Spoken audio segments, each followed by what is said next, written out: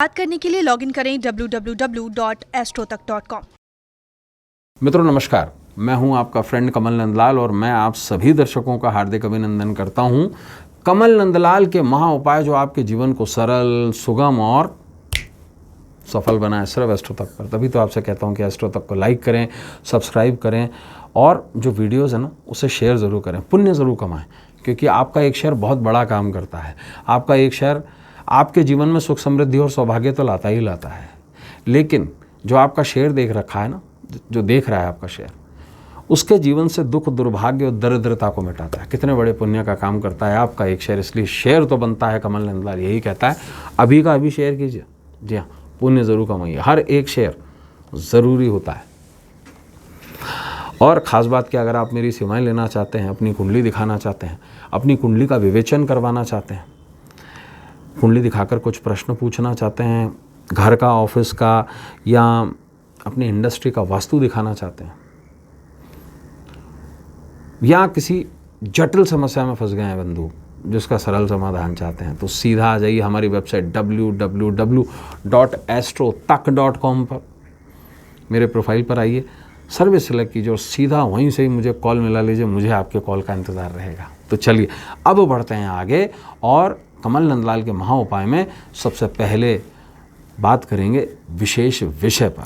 दोस्तों, आज हम एक बहुत खास विषय पर चर्चा करने जा रहे हैं। हमारे शास्त्र में कहीं पर भी तलाक शब्द का जिक्र ही नहीं है। सनातन धर्म में जो दाम्पत्य जीवन जो होता है, जो शादी का संबंध होता है, वो 7 जन्मों के लिए होता है मिनिमम। ऐसे तो जन्म जन्मांतर भी पति पत्नी साथ रहते हैं। और इसका सीधा एग्जाम्पल जो हमें मिलता है भगवान शंकर के गले में जो 108 मुंडों की माला है, इससे मिलता है।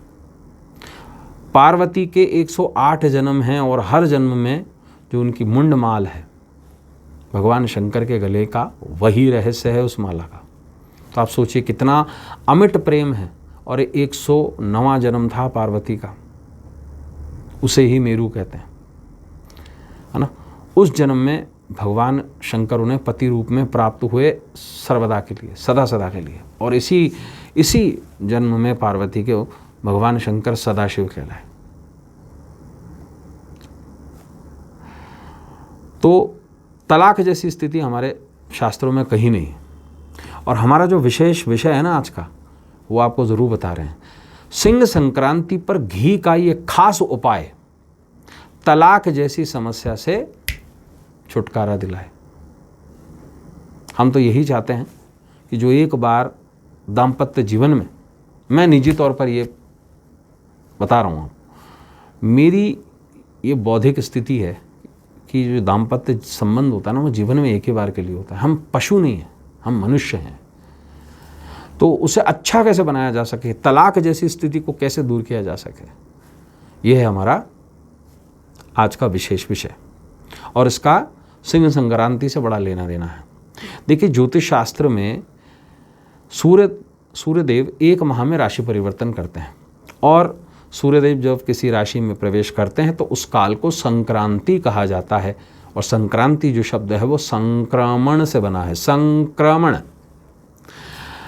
मंगलवार 17 अगस्त 2021 को सिंह संक्रांति यानी कि घी संक्रांति मनाई जाएगी। इस संक्रांति में सूर्यदेव स्वयं की राशि सिंह में प्रवेश करते हैं, कर्क की राशि से। और सूर्य को शास्त्रों में नारायण कहा गया है। और आप जानते हैं, नर और नारायण ने बद्रीनाथ जो जगह है वहाँ पर केदारनाथ की तपस्या की थी। भगवान नारायण का एक अवतार, जो नारायण जैसे हम कहते हैं, नर और नारायण, इन्होंने केदारनाथ स्थित परमेश्वर शिव की उपासना की थी।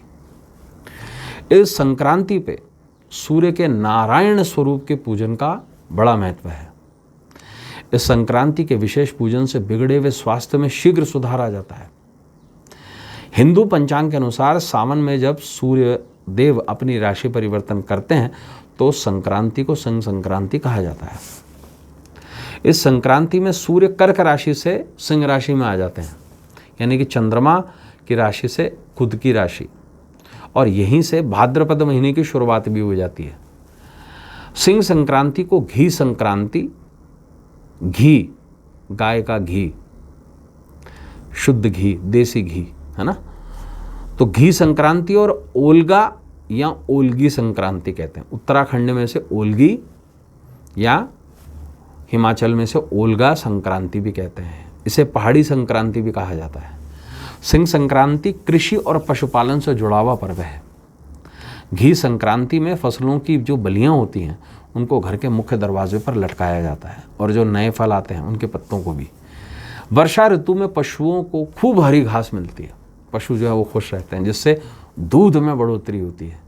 और आपको पता ही होगा कि सावन में दूध नहीं पिया जाता, इसलिए दूध का दही और दही का घी या मक्खन बनाया जाता है।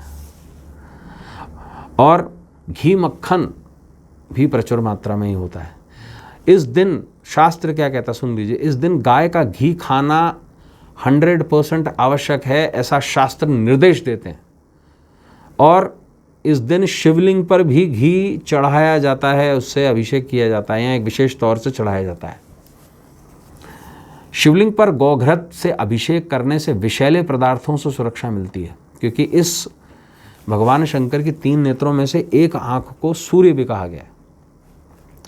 मान्यता अनुसार इस दिन जो घी नहीं खाता है उसे अगले जन्म में गनेल यानी कि घोंगे के रूप में जन्म लेना पड़ता है। ये मैं नहीं कह रहा हूं, ये शास्त्र कह रहा है। इस दिन गौघृत यानी कि गाय का घी का दीपक जलाया कर शिवलिंग के समस्त रखा जाता है।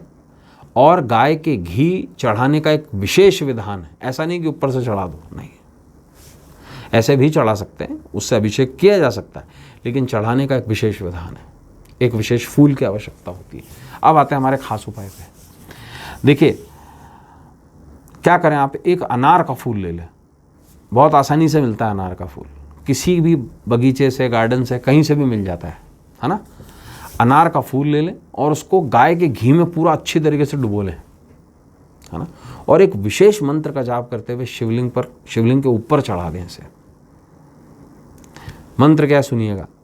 ओम तत्पुरुषाय विद्महे महादेवाय धीमहि तन्नो रुद्रः प्रचोदयात्। आश्वस्त कर रहा हूं आपको कि अनार के फूल को गाय के घी में डुबोकर शिवलिंग पर आपने चढ़ा दिया मंत्र के साथ में, शिव गायत्री मंत्र के साथ में, तो दाम्पत्य क्लेश तो मिटेंगे ही मिटेंगे। अगर तलाक की स्थिति भी आ गई है तो आश्वस्त करता हूं आपको, तलाक जैसी स्थिति समाप्त हो जाएगी। तो मित्रों, आज के लिए बस इतना ही। कल आपसे फिर मुलाकात होगी कमल नंदलाल के महा उपाय में, जहां हम करेंगे आपकी जटिल से जटिल समस्या का सरल से सरल समाधान और देंगे आपको विशेष टोटके और उपाय। जाने से पहले फिर से आपसे कहूँगा, एस्ट्रो तक को लाइक करें, सब्सक्राइब करें, पुण्य ज़रूर कमाएं, शेयर ज़रूर करें, और मेरी सेवाएं लेने के लिए सीधा astrotak.com पर आएँ, वहीं से ही मुझे कॉल मिला लीजिए, कॉल का इंतज़ार रहेगा। इजाज़त दीजिए, नमस्कार, नमः शिवाय, हर हर महादेव।